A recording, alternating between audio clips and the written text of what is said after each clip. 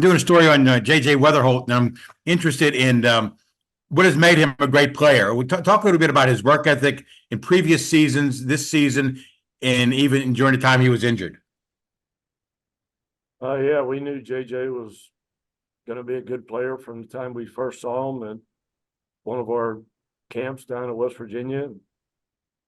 Knew he was fit our recruiting philosophy just perfectly, recruit great athletes with great work ethics, and it'll always work out, but it's impossible to predict what he's done and how much better he's gotten. You never can anticipate a guy doing what he's done, but we knew all along he was a good baseball player.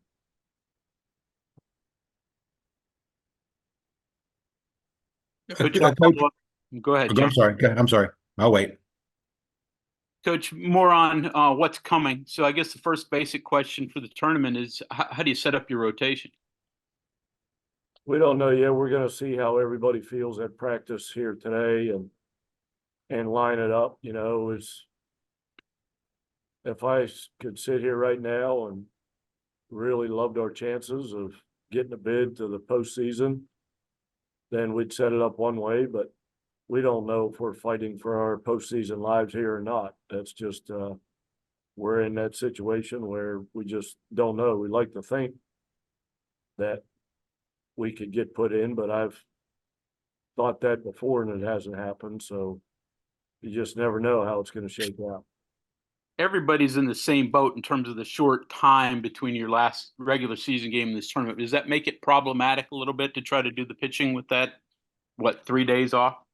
Yeah, you know, it is problematic, but it's problematic for almost everybody. But, you know, because of the BYU being in here and moving it up a day, that's put everybody into a precarious situation pitching wise. And, you know, the weekend that we just played going into this week is, you know, you got to try and win all those games. So you can't save any pitching waiting for the tournament. So, very unusual circumstance to say the least.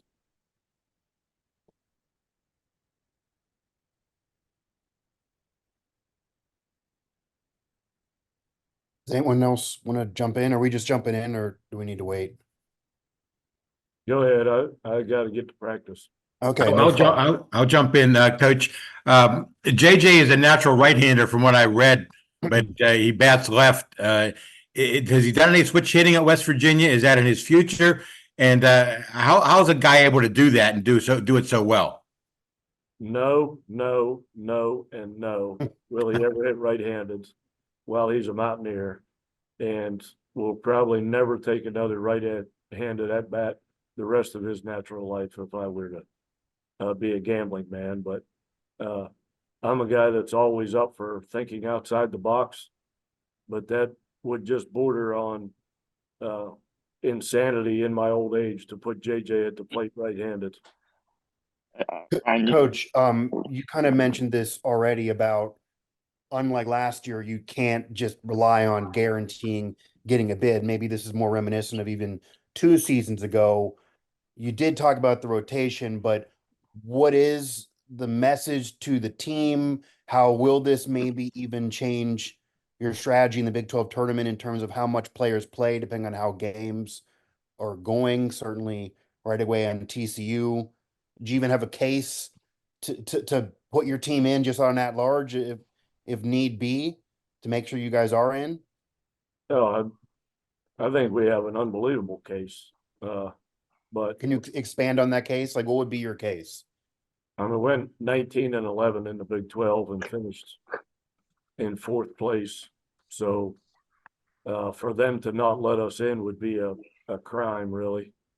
But they've committed crimes before, so I'm not. I won't go to bed at night feeling all that great about it until I see the Mountaineers' name pop up on the screen. What are you maybe sending a message even to your team? Because last year you could rely on that at minimum you had a share of the regular season title, you can get rings that way, etc. That's not the case this year. And last year the team did struggle towards the end.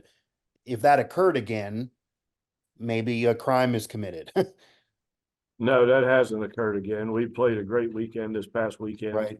You did. In our last regular season weekend. And, you know, the message to the team is different than the message to the media. You know, I need to get those guys Sure.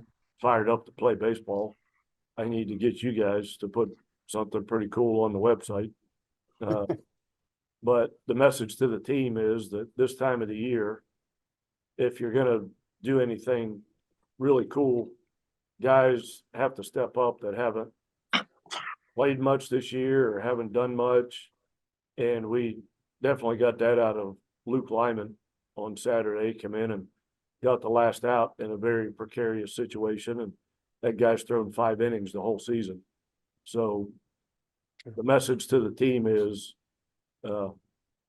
somebody has to play great moving down the stretch. It doesn't matter what day of the week it is, what game it is, who you're playing against. Somebody that we're not expecting has to be really, really good. And, you know, this time of the year, your best players have to play good. If your best players don't play good, it's hard to win games. So all the guys that have had good years need to do well, and somebody that hasn't played much is going to have to step up. Hey, Randy, okay. Randy, you kind of talked about how you don't know exactly right now how you're going to line up your pitching for this week, but I'm curious with the new format this year, specifically for you guys as the 4 seed, if you win Tuesday, you get the day off on Wednesday. Does that change how you go into a tournament or plan for this tournament, given the fact that there is that built-in day off potentially there on Wednesday? Yeah, that would be a godsend to have that day off on Wednesday to give you a day to rest and recover. But you can't even attempt to think about that. Think about Wednesday before you think about Tuesday, you know. But yeah, it would be really, really nice for us to have that day. And TCU's in a different spot. Even if they beat us Tuesday, I don't think they can take Wednesday off. So, you know, when it comes later in the week, if you're playing in elimination games, you got to do things differently than if you have a game to play with. So to win Tuesday, take Wednesday off, and Thursday not be an elimination game. If you had to script this thing, that's how you would script it. Hey, Coach. Hey, Coach, you've kind of held off on using Aiden Major. I know you kind of talked about a rest thing with him a couple weeks ago. Gavin Van Kempen has kind of had some rest. Just kind of wondering about what their status is heading into the Big 12. We're still day to day on those guys. We're going to Okay. see how they feel at practice today. And, you know, just like when JJ was hurt, all I can tell you as I sit here right now is they feel better this morning than they did yesterday morning. So we're going to see how they feel every day when we go into it, see how usable they are. And then the other thing, since this tournament has moved to Arlington, it's been kind of a house of horrors for you guys. Is that any kind of mental thing or anything that you even mentioned heading into this you know, third year here? No, I could care less about that. The players could care less about that. The team that played here 2 years ago, there's only a few players left from that team anyhow. So, Right. you know, with the way college baseball is now and your team from year to year being so different, past records and past history really doesn't even play a part in it. You just know when you come here, every game's going to be against a great team, and that happens. And one last thing, the change to the tournament format, obviously with new teams coming into the league. I'm wondering if it's a good thing, because, you know, I think back, you know, a few years ago, you know, back when the tournament was in Oklahoma City, there was like 1 year we ended up playing like Texas Tech, I think 3 times in the same tournament. This new format maybe kind of changes that a little bit. Is that a good thing or a bad thing? I'll probably let you know the answer to that when it's over. There's so many little idiosyncrasies to a tournament like this that things could get jacked up and you play somebody you're not expecting at a time you're not expecting. And Depends on what happens in the other games. You know, the old format, not ideal to play the same team 3 times in the same tournament, but it happened because Right. one thing leads to another. So tournaments are a little unusual like that, but normally that is due to, you know, weather issues too, and we don't have those here. So hopefully this one will go off without a hitch, without anything crazy happening. Thank you, Coach.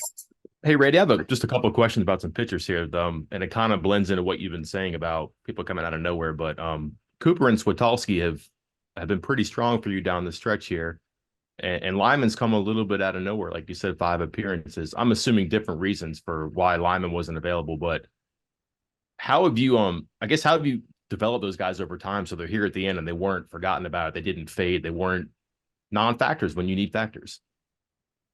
It's amazing how a lack of playing time can really stimulate the right kind of kid to sit there and watch your other teammates do all the playing.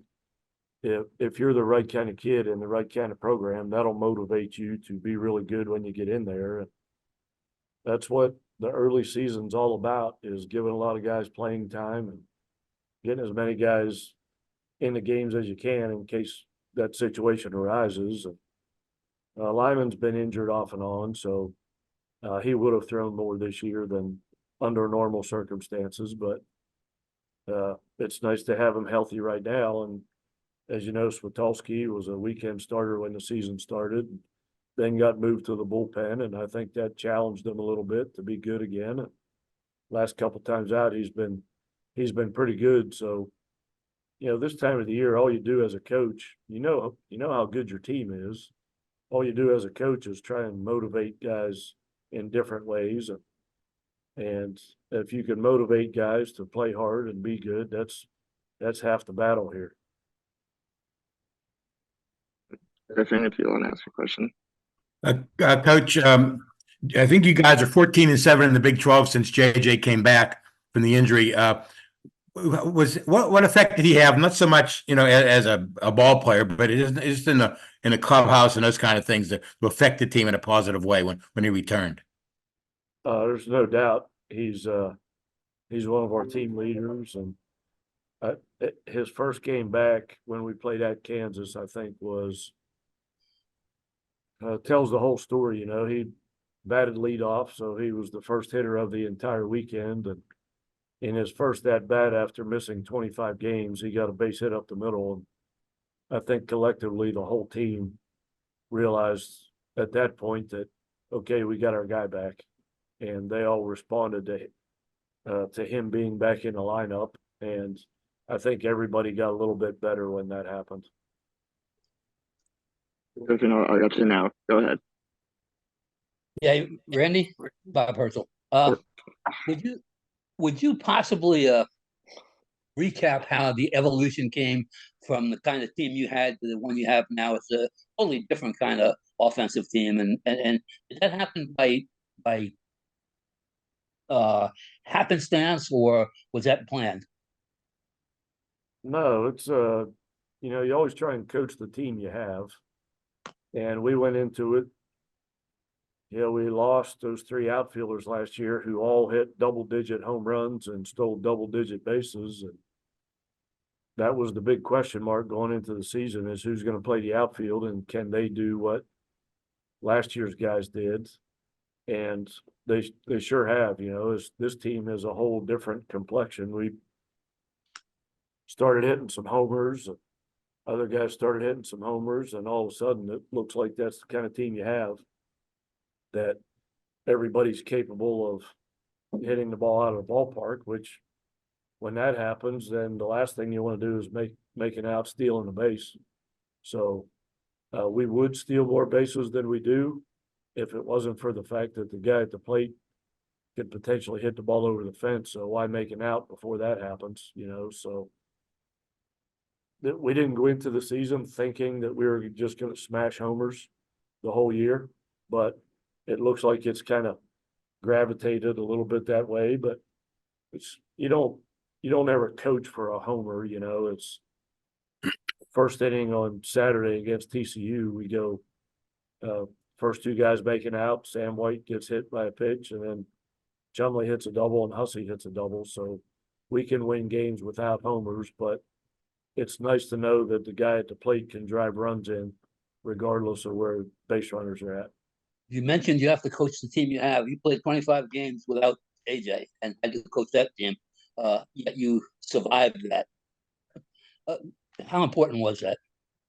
Yeah, I think we did more than survive that. It's JJ missed 25 games, Save missed 20 games, and Cresser and Hussey have both missed double-digit games, I believe. But for us to be in the position we're in, after having said that, number one, it's incredible what the guys have done in their absence. The guys who had to step up and play in their place that wouldn't have many at-bats right now going into this tournament if it wasn't for that. But it also begs the question of how good could this team have been had all that not happened. You know, Derek Clark missing 3 weekends at the beginning. You'd like to think, now that we know how good he is at this level, you'd like to think we could have won a couple of those games that he would have pitched in back then. So this team could have, if we hadn't gone through the adversity, could have had a special season. But now that we've got everybody back, that's the team that's in place. We could have a special season moving forward here, I think. Thanks. If you have your hand up, I'll call on you. Christian, you've had your hand up for a while, you can go. Hey, Coach, you're talking about messaging to the team. How do you keep them focused and present when, barring a Big 12 tournament championship, you might have to be winning pretty for the selection committee come next month? We don't spend a ton of time talking about it. They know the drill. So our job is just to keep them focused on every pitch of every game. And you can't ignore all the other stuff because with social media, it's so in your face, and they get on all the websites and social media and see what it's all about. So it's our job to keep them focused pitch by pitch the entire tournament. Once one pitch is completed, it becomes ancient history, and all you need to worry about at that point is the next pitch. And we spend enough time talking about that to try and avoid the distractions that everybody puts in front of them. Ryan, you can go ahead.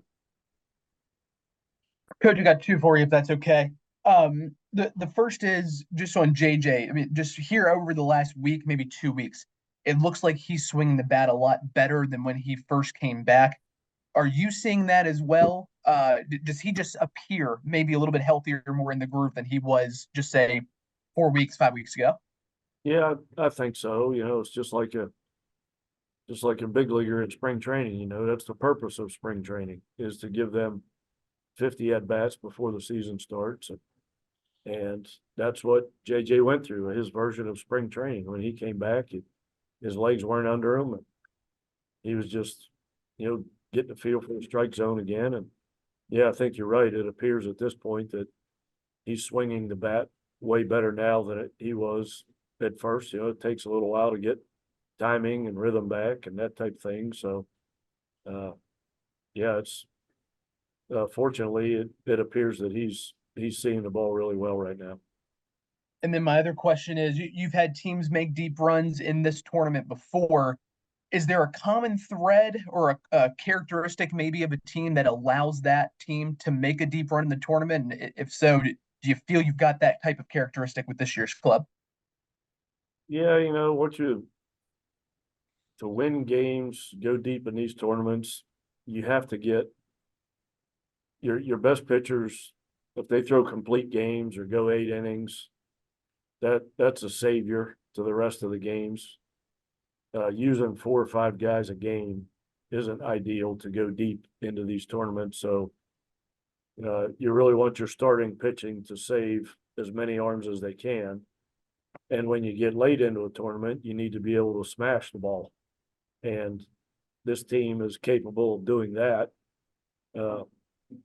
With the unusual format, the complete games for these teams probably, it's not very realistic to think that on Tuesday you're going to see a lot of complete games coming out of anybody, because very few teams are going to be able to throw the guys that are capable of doing that. So it'll be unusual to say the least. This could be the high scoring games on the front end and the back end, and the low scoring games in the middle, when everybody's weekend rotation is able to pitch in the middle of the tournament. So we'll just see how it goes, but it puts a lot of stress on you. If we feel good about our chances of playing next weekend, you don't want to take your best guys and pitch them on super short rest. That would be crazy to do that and not get the most out of them. So, but on the other hand, you don't want to lose and go home without having pitched your best guys. So it's definitely some sort of a juggling act we're going to have to address. Justin, you go ahead. Coach, you guys obviously you took 2 out of 3 from Oklahoma earlier in the year. They get the number 1 seed. Obviously had a really good conference year.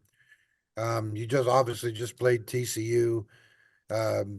You really outside of Texas, you guys have played everyone that made the tournament.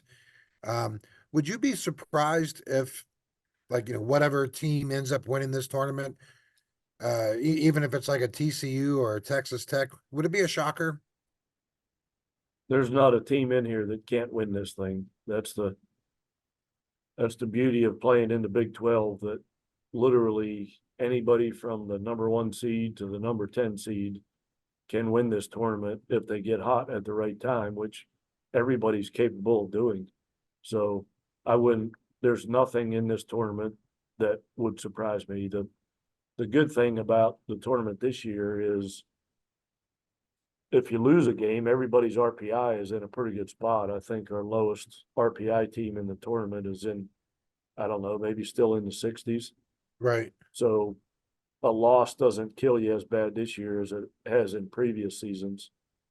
I think we lost a game last year to a team that was in the hundreds, and that had a lot to do with why we didn't, 2 years ago, I meant, it has a lot to do with why we didn't make a regional that year, because we suffered a bad loss and dropped, I think, 10 spots in one day. So hopefully that won't happen to anyone this year. And then obviously tournament baseball is much different than the regular season.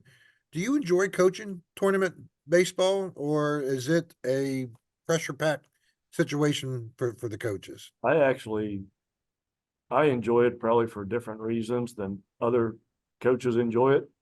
I enjoy it because I love college baseball and I go to all the other games. Yeah. I get to watch, Kansas play Kansas State, and, Oklahoma State play whoever they're playing, because I just love college baseball, and it's fun to watch the other teams when they're not trying to beat me. I Right. can enjoy those games, and that'll probably be a little snippet of my retirement, going out and just watching and enjoying college baseball. Good deal. Thank you, Coach. John, if you want to ask a question. When the decision was made to move the tournament up, were the coaches consulted on this, and was any discussion about, hey, this is going to be an issue lining our pitching up with the tournament? Was that brought up when all this was discussed? Yeah, of course it was brought up, but the little Big 12 baseball coaches have nothing to do with the outcome of that. But I think we all feel the same way about it, that it's a super, super stressful situation when you're trying to win a regional next weekend. And this week you have to throw pitchers on short rest, which could potentially affect our ability to win regionals across the Big 12. Affects all the teams that we're going to get in the tournament. Yep. Thank you. Mike. Yeah, Coach, a lot being talked about the rotation, obviously just playing TCU and now playing TCU again.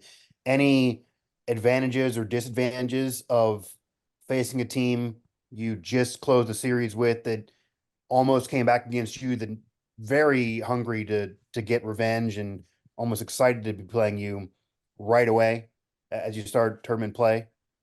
Yeah, Like that, not like that. when that happens, the team who lost the series has a little bit of momentum going into the series because they're playing as the underdog, so to speak. And if you could get your team to play as the underdog every game, you'd win most games. So they're going to be playing to prove something. They're fighting for their tournament lives. So we're going to get their best effort from the first pitch. When you beat a team or win a series or sweep somebody, just naturally you get a little bit overconfident and feel like it's going to be easier than it actually is. So that's what we got to try and keep our guys focused on and get them to play like we're the underdog. And then is there anything you're trying to do or being conscious of, or even a different strategy because it's tournament baseball with the bullpen and the relief pitching? Just because, as we just mentioned, almost squandered the game to end the series in TCU. That's happened a few times this year where it almost occurred or it did.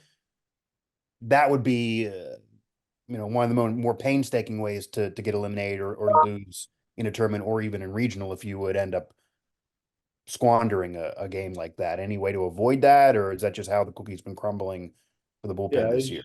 It's easy to look at a game like we had on Saturday and say we almost gave it away, but if it wasn't for that, Luke Lyman wouldn't have stepped up. And now we have a new guy that we feel like can get outs at the end of games. So it's super easy to look at every game like that and describe it that way. But there have been games we've won like that. And when you lose a game, everybody always says, man, we should have won that one. We should have won that one. But there are games that you win and nobody ever looks at those games and say, yeah, actually we should have lost that one. But there's been a couple of those this year too. So we haven't squandered anything. We've played our tails off this whole season and put ourselves in an unbelievable position. So we put the guy in the game at the time that we feel like is the best guy for the game. And I trust every one of our players in any moment that could arise. So we're just gonna, like I said, play it pitch by pitch.